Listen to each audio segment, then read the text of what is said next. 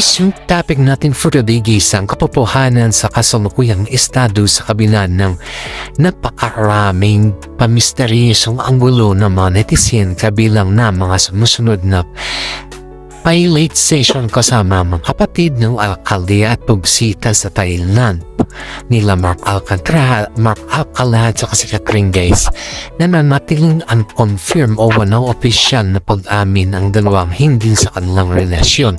Sa kanyang mga huling payag sa media guys ay maraming bigyan din ni Catherine na siya ay still single pagkatapos muna ang kanyang karera.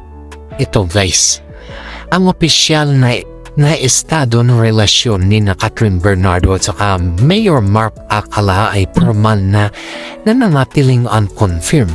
Walang opisyal na pag-amin o pagtanggi o nagsimula sa makabilang kampo kung sa tunay nilang estado. Sa kabila ng tuloy-tuloy na pagsubaybay ng mga netizen guys, narito ang mga pinakabagong pahayag at direksyon na pinatunayan ng mga isyong ito. Ito guys, ang panig ni Catherine Bernardo. Ito guys, still single. Iyan pang payag sa kanya nung huling umarap sa media. Mariing nanindigan ng aktres na wala siyang relasyon sa kasalukuyan. Focus sa karera. Binigyan din niya ang kanyang oras ay nakalaan muna sa kanyang pamilya, sarili at sa mga malalaking proyekto sa pelikula at serye ng kanyang ginagawa ngayon. Ang istilyo ng kanilang kampo guys, pananahimik. Parehong pinili ni Catherine at Mayor Mark na huwag mabigay ng kahit anong komento o patulan ang mga haka-haka sa social media. Normal na pamumuhay din guys sa kabila ng mga lumalabas na clubs dahil ng mga pilot seasons kasama mga kapatid ng alkalde at makakasunod na biyahe sa ibang bansa. Patuloy silang namumuhay ng hiwalay ang pampublikong anyo upang maprotekta ng kanilang mga personal na buhay. Ang reaksyon ng publiko guys, hati ang fans. Ang mga ilang group ng mga tagahanga ay masayang nakikita si Catherine na nag-explore at nakikipagkaibigan sa bagong libong mga tao. Ang iba naman ay nagpapaalala na respeto ang kanilang pribadong buhay, lalo na't galing ito sa isang matagal na seryosong karelasyon. Ito guys, namataan din sila Mark Alcala at saka si Catherine guys na dun sa Makati dinner Disyembre 2025 may mga larawan at video na silang makatabi habang kumakain sa isang fine dinner restaurant Blackbird sa Makati.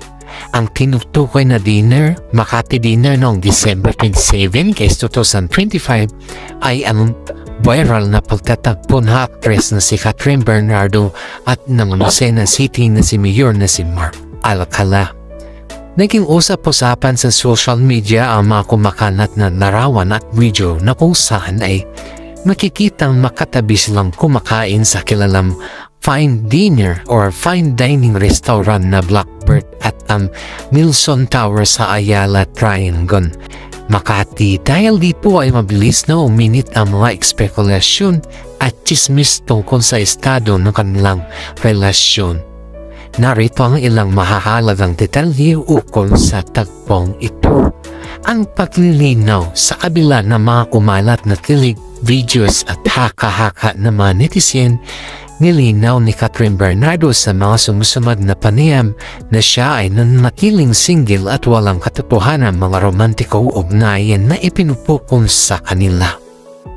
Tungkol sa lugar naman guys, ang Blackbird Makati ay isa sa mga sikat na upscale na restaurant na matatagpuan sa isang makasaysayang pre-World War II aviation landmark dating Milson Tower Airport Terminal. Kilala ito bilang isang tanyag na sikat na date night at business diner spot dahil sa mga ganda ng Art Deco interior nito at kilala mga kontemporaryong Asian at international dish guys. Interes na rito ang mga payag ukol sa tagpo at ang paglinaw sa kabila ng mga kumakalat na kilig videos at haka-haka ng mga dalawa guys. Ito ay sumpak ang mga binahaging detalye dahil mabilis na tinapos ni Catherine Bernardo ang mga haka-haka sa pamamagitan ng paglinaw na magkaroon lamang sila ng walang namubuong romantikong relasyon sa pagitan nila ng alkalde. Iyan guys iyan na. Yung sinasabi natin dito, tumpak ang yung binahaging detalye. Yan po. Dahil mabilis na tinapos ni Catherine yan. Para sa mga karagdagan konteksto ukol sa usaping ito, narito mga ilang mahahalagang punto. Okasyon ng pagkikita guys, ang hapunan ng Blackbird ay hindi isang pribadong date kundi bahagi ng isang mas malaking pagtitipong kasama ang mga iba pa nilang mga kaibigan at magkakasama sa industriya. Reaksyon naman ni Mayor Mark guys sa mga hiwalayan na pagkakataon, pinahayag din ng kampo ni Mayor Mark Alcala na labis ang kanyang paghanga sa actress bilang isang profesional, ngunit walang katotohanan ang mga chismis na panliligaw. Focus sa karera. Binigyan din ng actress ang kanyang pahayag noong huling bahagi ng 2025 at simula noong 2026 na ang kanyang buong atensyon ay nakatutok sa kanyang mga sunod-sunod na proyekto sa pelikula at telebisyon, pati na rin ang kanyang mga personal na negosyo. Yan po. Yung tungkol naman sa lugar guys about sa Blackbird sa Makati guys ito napakaganda ang kasaysayan ng lokasyong ito para sa isang restaurant. Ang Blackbird sa Nelson Tower hindi lamang kilala sa masasarap na pagkain kundi dahil na rin sa pambihirang arkitekto nito. Narito ang mga ilang karagdagan na impormasyon ukol sa makasaysayang restaurant na ito. Kasaysayan, Daniel Tower ay ang kauna-unahang modernong commercial airport terminal sa Pilipinas na itinayo noong dekada 1930. Arkitektura guys, pinapakita ng gusali ang itsura ng isang lumang eroplano kung titignan mula sa itaas na isang tapa na tatanging katangian ng Art Deco style nung panahon pa ng iyon. Sa karanasan naman guys ay bukod sa pangunahing dining area, meron din itong the grill room, the lounge at isang outdoor terrace na paboritong tambayan para sa mga nais ng mas pribadong kwentuhan. Sa menu naman guys ay kilala mga Blackbird sa kanilang mga ghost meat pizza, steak at sa mga seafoods dish na may mga moderno European at Asian twist. Yan po guys yung sinasabi natin dito. Ito guys dako tayo sa mga mall site sa paborito ng mga siyempre yung sa mall site ba? Alam niyo ba yung mga mall site nila guys? Dati nyo na siguro alam ito yung sa mga mall site. Mall site noong Pebrero 2026 kaysa ay namataan sila magkasama habang namimili na isang workwear apparel store. Yan guys, ang tinutukoy ng mall sightings noong Pebrero 2026 guys ay ang mga balibalita at espekulasyon na nag-uugnay sa actress na si Catherine Bernardo at kay Lucena City Mayor Mark Alcala. Ayon sa mga lumalabas na ulat sa social media at mga balita sa showbiz guys. Ito na. Ayon sa mga lumalabas na ulat sa social media at mga balita sa showbiz, ang detalye na namataan ang dalawas na magkaroon nagkasamang namimili sa isang workwear apparel store sa loob ng isang shopping mall. Ang ulat na ito ay nagmula sa mga viral TikTok clips at larawan na naging mitsa ng matinding espekulasyon. Narito ang mga kompletong detalye ng mga nasabing pakakita sa kanila guys. Ang detalye ng sightings, ang lokasyon. Mga magkasundo na video at larawan ay nakuha sa isang Up Circle Mall sa Makati, Power Plant Mall. Ang tindahan ayon sa ulat na Inquirer Entertainment, bukod sa makasamang pagbaba sa escalator isang netizen or user ang nag-upload ng isang patunay na sila ay magkasama sa loob ng isang workwear apparel store. Kilos sa publiko, kumakalat na clips nakikita ang mga babae na pinaniniwalaang si Catherine dahil sa kanyang suot na eyeglasses at face mask na humahawak sa kamay ng lalaki na nakahawig naman kay Mayor Mark Alcala na naka-baseball cap. Konteksto ng kanilang ugnayan, ang mga nakaraang sightings, hindi ito ang unang pagkakataon na namatayan ang dalawa. Una silang naging laman ng balita matapos makita magkasama sa Noynoy Aquino International Airport na iyan noong Hulyo 2025. Mag-date sa isang eksklusibong restaurant sa BGC at mamataan muli sa isang airport sa Thailand. Opisyal na estado sa kabila ng paulit-ulit na pagkakita sa kanilang mga ba't ibang mall at biyahe guys ay walang opisyal na kumpirmasyon mula kila Catherine at Mayor Mark sa mga nakaraang panayam na nanindigan ang kampo ng aktres na sila ay nanatiling single. Iyan po guys. Yan po yung kanilang sinasabi palagi. Yung konteksto. Ang mulling sightings na ito ay lalong magpatindi ng mga usap-usapan o dating rumors sa pagitan nilang dalawa na pinansagang mga netizen bilang Cat Mark.